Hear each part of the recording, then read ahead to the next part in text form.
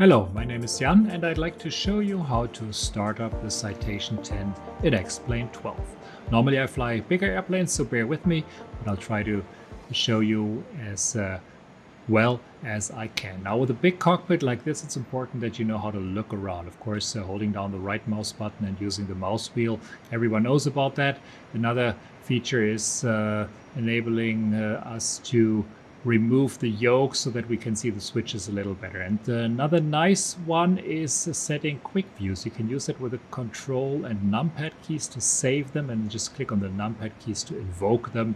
And that enables you to move back and forth in the cockpit, even in the cabin, and even in outside views if you choose. So real quick, you can save up to 10 quick views. And if you use the mouse then to move from one of those quick views and click the quick view again, it snaps you back naturally, but clicking it another time moves you back to the view you had with the mouse, and that's really convenient. You want to check the weight and balance before we get going, and if you click on restore default down on the bottom left there, you can see that the plane is set to the maximum landing weight, just about 30,000 pounds with a nice center of gravity. This is a fairly good setup for everyday flights, but of course you can customize that. I want to fill it up with passengers a little more, and the crew is fine, and we don't need that much fuel today. We're going from Torino in northern Italy to Augsburg in southern Germany. 5,000 pounds is plenty.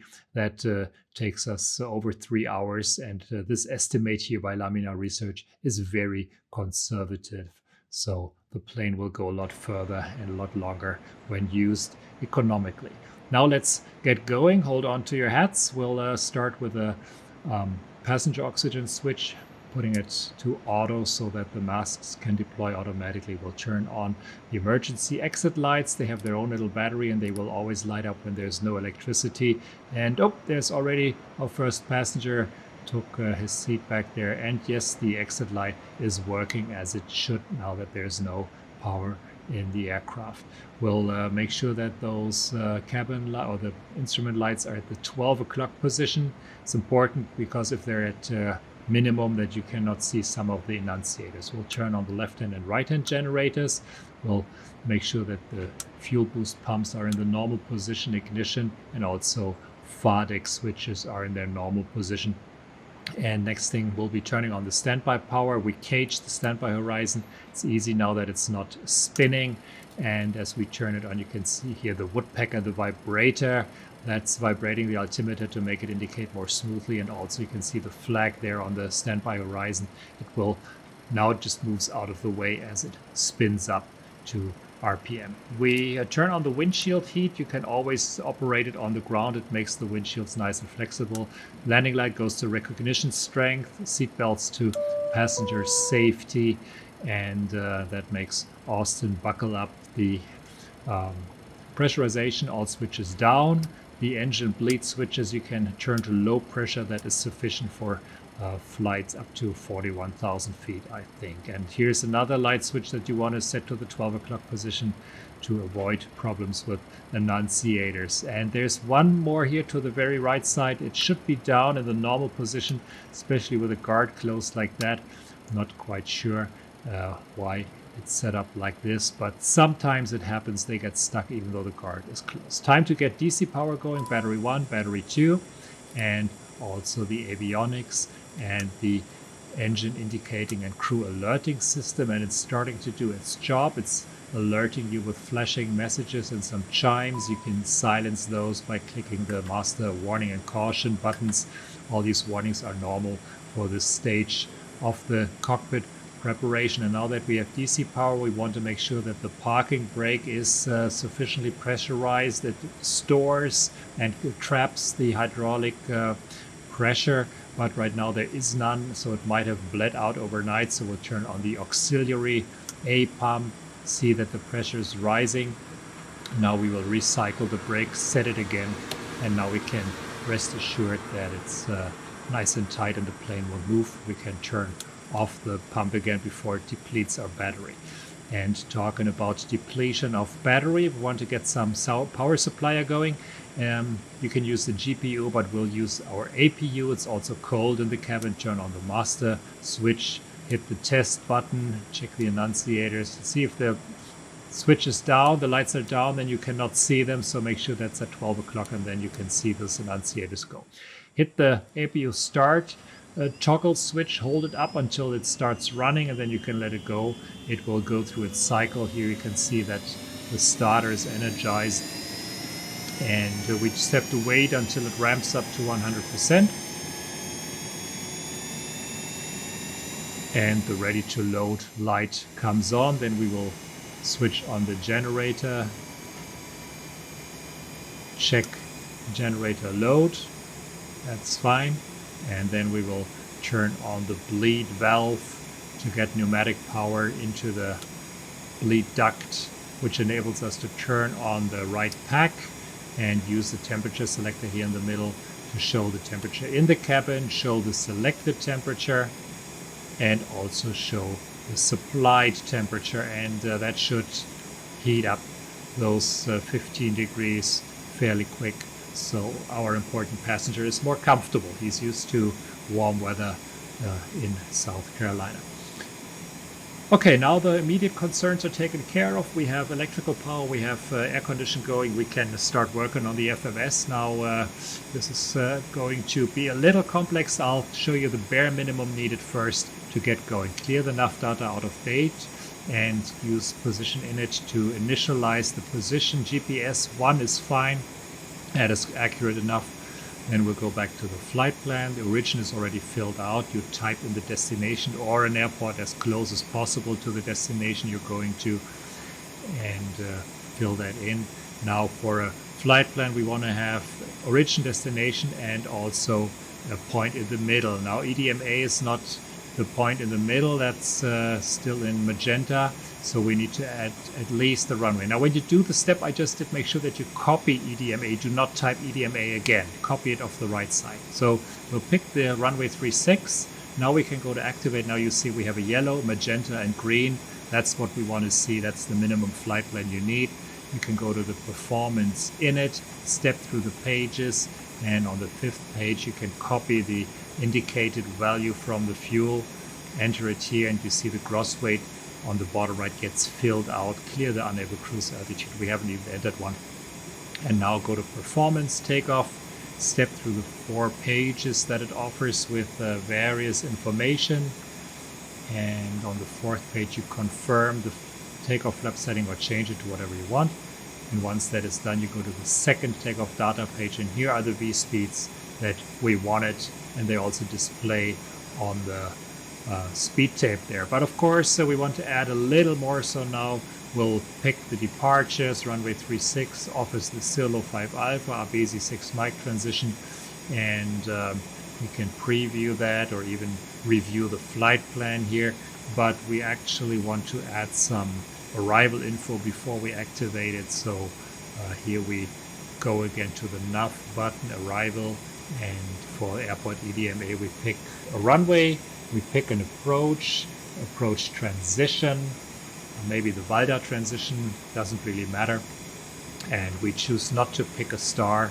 Look at the flight plan, and of course you'll see the discontinuity between departure and arrival, and we'll just close it, going directly from Abesi to VALDA, and have a contiguous flight plan this way. Activate it, and you can see here are the points, but very narrow turns yet because there's no performance data in it. You can see the dashed lines. That means the FMS does not know which altitude and speed you'll be at because we have not entered cruise altitude. So we'll do that on the performance init, 4th of 5 pages. And now you see those turns get a little wider because the plane knows that we'll be at a certain speed at Mike Foxtrot 402. These are calculated. Small font, big font is database, which is already encoded in the SID and that you have to adhere to.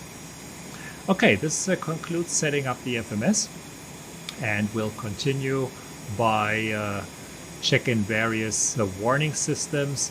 First, you'll make sure that here on the left side of the throttles, those 4 lights are out, the flight control shut-off lights. Then we'll focus our attention on the test panel here. There are various tests on there that you can invoke by turning this knob, and I'll show you what they do. You start with the annunciators, and some beeps, lots of lights, check that all the bulbs are working, and of course the ground proximity warning system goes through its self-test. Next test will be angle of attack, and if there's still hydraulic pressure, you will see that the slats deploy. There might be some residual pressure, even though there's none indicated, but look at what happens. Stick shaker sounds, and you can see that the slats deploy. And once you're happy with that test, you can go to the overspeed test. Then the next one will be the windshield heat system. The next one would be the flap overspeed test. Then there's a thrust reverser test, a fire warning test, finally the landing gear horn, and last but not least the smoke detection test. Then turn it back to off, and we'll want to retract those slats again by turning on the hydraulic power again. You see they retract because the lever is still at flaps slats up, and once that is done you can use or disable the hydraulic pump again. Now we want to focus our attention on the top part of the panel there, but before we do that, let's look at the voice recorder down here. You would normally test it. It's not possible here in this plane, but make sure that the yaw damper is on, the Mach trim system is on, and then next thing is we want to set the stabilizer trim for takeoff. A good value for setting that for flaps 15 is -6. Here it's at -6.4, so we'll tune it to -6. That's for a center of gravity, plus -2 units for extreme positions of the center of gravity, and use -4 for flaps 5 takeoffs. Just a little less stabilizer needed for those, and again +/-2. You can set up the communication and navigation radios. This is pretty much conventional use of choose which field you want to change by clicking the line select key, then turning this knob to change the value, and then use the transfer line select key to actually transfer it. And again, the transponder, not a big thing. Also the transponder mode you can change here, and the TCAS display range, and of course the vertical range above, below, or normal. Once you have set this up, you want to check your electronic HSI down there. You want to set the course, the heading back, and of course the altitude that the autopilot will need to fly the plane. And it's cumbersome to look down at the knobs that you need to turn them and then look up at the value again, back and forth. So what I do is I map some joystick buttons, look at the altitude, I use my joystick buttons to move that up and down, and that's much more convenient than always trying to find a view where you can both manipulate these knobs down here and also check what they do on your display. It's almost impossible. It's very ergonomical in the real plane because you just drop your hand and twist, but here on a 2D screen it's difficult to do, so you need to come to grips with that. Okay, now the navigation is taken care of. Our passenger seems to be comfortable. Let's get going. We'll close the door. Nice and quiet. Better, huh? Yeah. Okay. I know you're in a hurry. We'll get startup clearance from Torino ground. And once that is done, we will start the engines. And before we do that, like in any aircraft, you need to turn on the anti-collision light. Just the middle position of the switch is enough. Top position would be with strobes. Don't do that until you get close to the runway. And the FADEC will help us turning on the engines. The last step before we actually get to that is turning the center wing transfer switches to normal. There's no fuel in there, but that's procedure, so we'll do that, and we'll also silence the yellow warning there in the middle.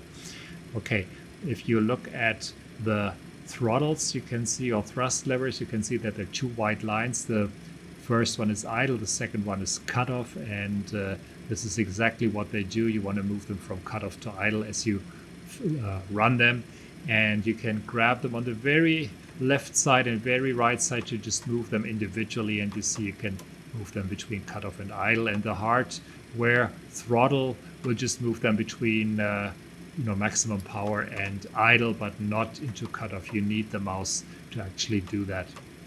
It's important when you shut down the aircraft. And starting the engine is easy. We just make sure that we have enough start pressure by using the engine synoptic and checking the pressure there and making sure that the APU has the single, or the engine has the single intention of the APU. Will turn off the packs to take that load off, and just click the right hand button there to start the right hand engine first. As soon as the N2 is above 10%, you can just move the thrust lever to idle, and the FADEC will really do the rest. Of course, you need to watch the parameters. You need to make sure that N2 is rising, that the ITT is rising as fuel gets injected, and that N1 is rising. You don't want to have a hot start, you don't want to have a hung start, and you don't want to have a wet start.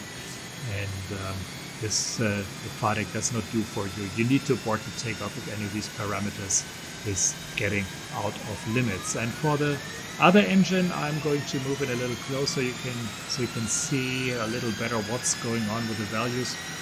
I'm going to use my joystick throttle to move the thrust lever to idle.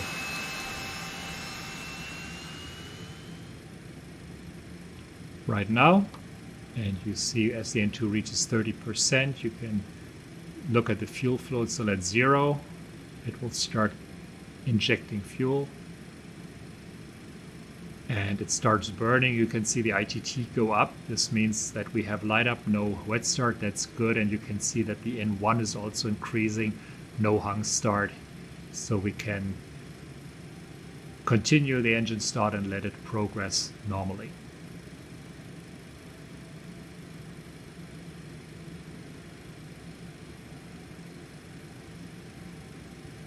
Okay, 2 good engine starts. We want to check the hydraulic pressure, over 3000 on both sides, good quantity as well.